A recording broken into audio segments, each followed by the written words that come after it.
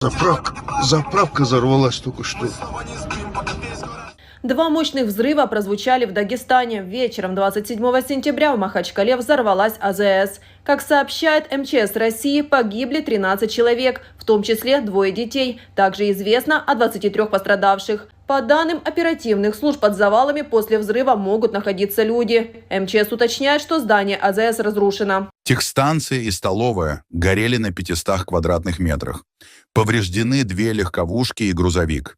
Как сообщили в ДАК-Энерго, в районе взрыва повреждены энергообъекты, нарушено электроснабжение в ближайших районах. Дагестанское управление Следственного комитета возбудило уголовное дело об оказании услуг, не отвечающих требованиям безопасности, повлекших за собой смерть 2 или более лиц. Однако взрыв мог быть не случайным. Об этом телеграм-каналу «Кремлевская табакерка» сообщили источники в экстренных службах. А источник, близкий главе Дагестана, отметил, ЧП могли устроить люди Рамзана Кадырова. Причина якобы в споре вокруг Wildberries. На заправке в этот момент находились люди, близкие к депутату Госдумы от Ингушетии Бекхану Барахоеву.